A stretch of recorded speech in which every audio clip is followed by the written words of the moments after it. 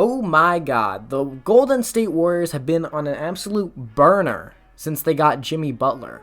I've given a lot of teams in the NBA their flowers lately. I gave the Timberwolves a lot of praise for going on an 8-game win streak, only for them to then drop their next 2 in a row. A lot of people have been praising the Houston Rockets, who are the second team in the West, to clinch a playoff spot. Kind of crazy if you really think about it. But the hottest team arguably in the entire NBA since the trade deadline, man, it's gotta be the Warriors, who look just rejuvenated with Jimmy Butler in the lineup. I mean, damn, like Steph Curry, after having a pretty mediocre start to the season, a pretty pedestrian start to the year for his standards, in the last 15 games or so since they got Jimmy, he's looking like a new man out there, and this team has been playing fantastic.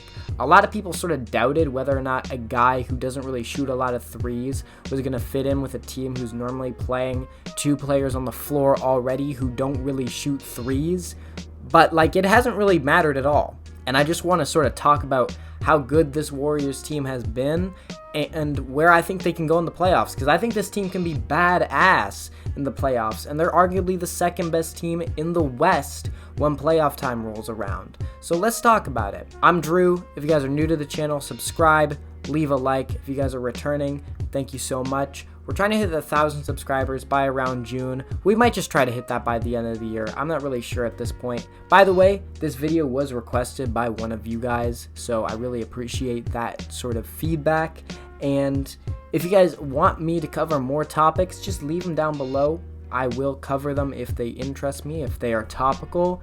And let's just get into this one. Yeah, man, so the Warriors have just been rolling since they got Jimmy. They've had some ups and downs, and unfortunately 20-30 minutes before I recorded this, I think Steph Curry went out with a pelvic injury. He landed on his tailbone again, which was something that happened to him a few years ago, and I guess he's re-aggravated that now. That's probably going to sort of sink their chances of getting maybe a home court advantage in the playoffs, assuming he misses the next 3 or 4 games. So I wouldn't put it past this team to sort of rally in his absence, just because they have so much depth, so many guys who want to create shots. And I guess we can sort of get into some of those other pieces, because damn, this team has a lot of dudes who I really fuck with heavily.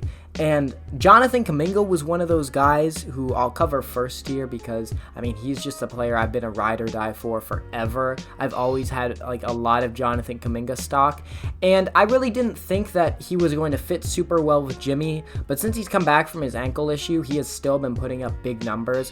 What I like about Kuminga is he doesn't really interrupt the flow of the offense that much, just because of how aggressive he is when taking it to the rim. He will catch the ball on a kickout, and if he's not given enough space to take a fairly wide open 3, bro, he's taking that shit to the rim, he's attacking a closeout, and he's getting to the free throw line, or he's finishing through contact.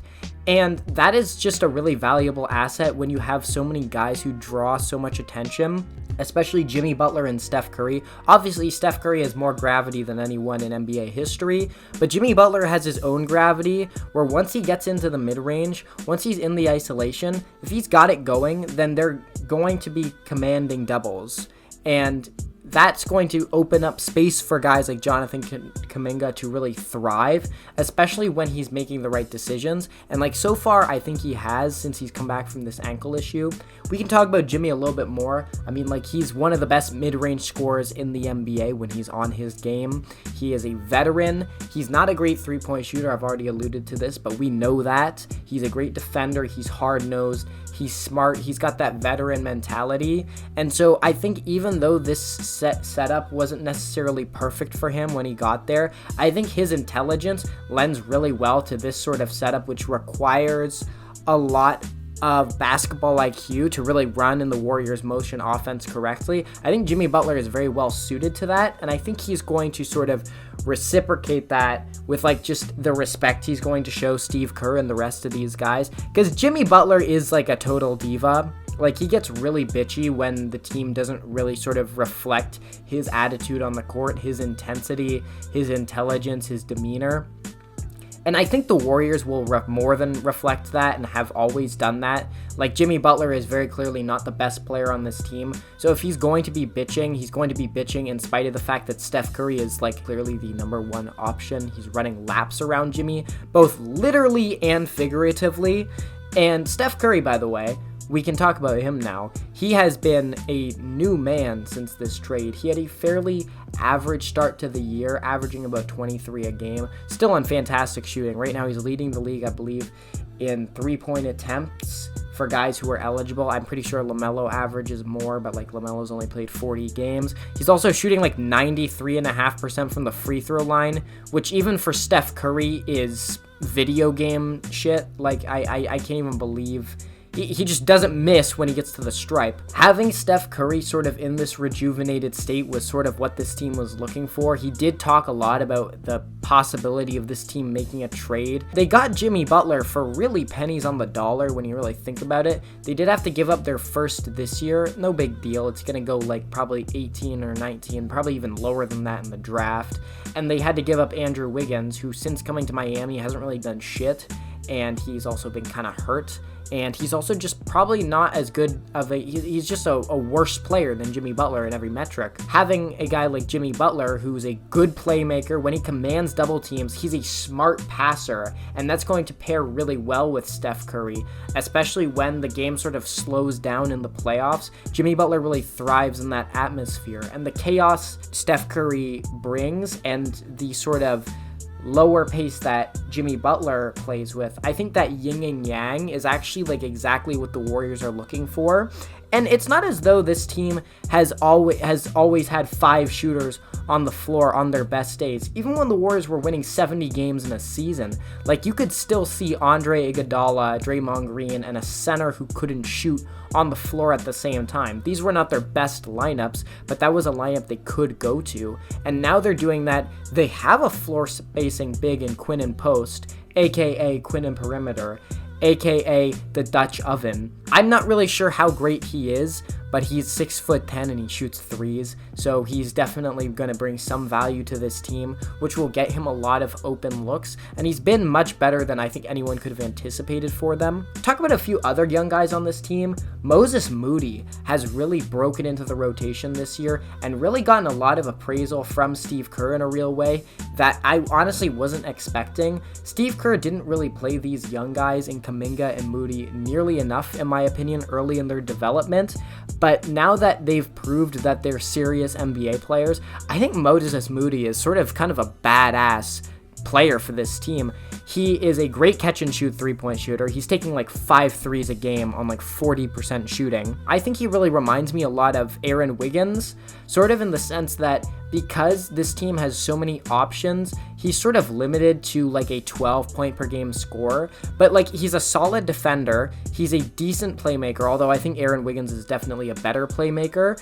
But I think Moses Moody has that same potential to average like 18 a game if he were given a much bigger offensive role, because when I watch him, like he's got a little bit of nasty in his game. His jump shot, unlike Aaron Wiggins, I think was sort of structured beautifully once it came into the NBA. I love the way his shot looks. You can tell that Aaron Wiggins has sort of had to build his shot from the ground up, and it's gotten much better this season. But Moses Moody has always had a strap, and he can attack a closeout. He can attack off the dribble and sort of score in the mid-range. He can score at the rim. He's athletic. He gets out in transition and runs. He could be an 18 point per game scorer if given the opportunity, in my opinion. I just don't really think that part of his game has been unlocked. Perhaps the most random player on this team has got to be B-Pods, AirPods, Brandon Pajemski, whatever you want to call him. He has been pretty up and down this season. He's in a little bit of an up right now. He's had a lot of serious downs this year, especially when you compare him to last year, when he was probably one of the 5 best rookies in the NBA. He is sort of a weird player to judge because due to his sort of lack of crazy quickness, he's kind of got to be crafty in the way he scores, and sometimes I think he just kind of gets stuck on an island. Like when you put a really locked down defender on him, he's sort of just forced to pass out of a lot of situations. But the guy can hit threes, he can make plays, he runs within the offense pretty well. I do think whether or not he's going to be able to get going in the playoffs and get comfortable in his offense is going to be a big deal for this team in the playoffs. I think he's got the potential to really be an X factor for them, but he's been super interesting on the year as a whole. Just talking about how this team could perform in the playoffs, man. I mean, they are kind of older on the whole. Draymond Green is sort of on his way out. It looks like Steph Curry is probably in the last few years of his prime. We don't even know if we're going to be getting playoff Jimmy, but even if we get this version of Jimmy, I do think the Warriors will definitely be a tough out and definitely be a conference finals contender. I think if we get playoff Jimmy Butler and we get this Warriors team just sort of throttling you with like a blitzkrieg offense and playing solid defense, I think this could be one of the most dangerous teams in the West. I think they could go far. I think they would give a lot of young teams a lot of problems, just because if you look at the top of the Western Conference right now, Houston as the 2 seed, very young, very inexperienced. They've got a lot of lengthy, rangy defenders, Tari Eason, Amen Thompson, who could give this team trouble, but I just don't think their offense is going to be nearly high-powered enough, and I would probably pick the Warriors in that series. The Lakers are very interesting. They have worse center play than the Warriors, but Luka Doncic makes up for that by turning whatever center he's playing with into at least average.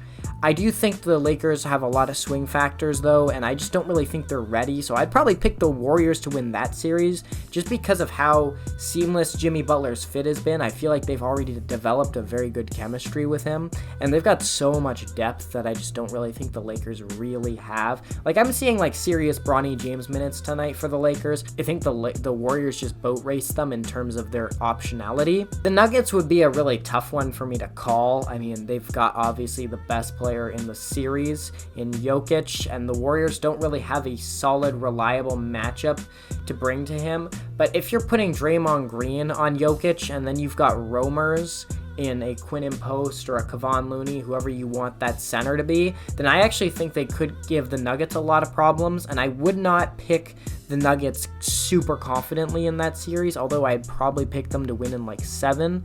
And then you look at like a Memphis, a Clippers. If they fall into the play-in, I'm pretty confident that the Warriors will be just fine, although I don't think they're going in that direction. I think in all likelihood, even if Steph misses a few games, they're going towards the 5th seed. Man, this team is a problem, and I think they've done a really good job sort of incorporating Jimmy Butler, and I'm really curious to see what they sort of add to this team with in the offseason, because while I like Kuminga, I love Pods, I like Post, I do think that they've got enough young guys here who are sort of almost luxury goods that they could actually make a really big swing in the trade market next year.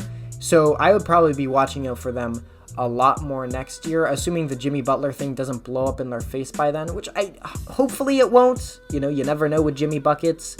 Yeah, the Warriors, man, super dangerous, super exciting, super fun, and that's gonna do it for me. So if you guys like this video, make sure to like and subscribe. We're trying to hit 1,000 subscribers at some point.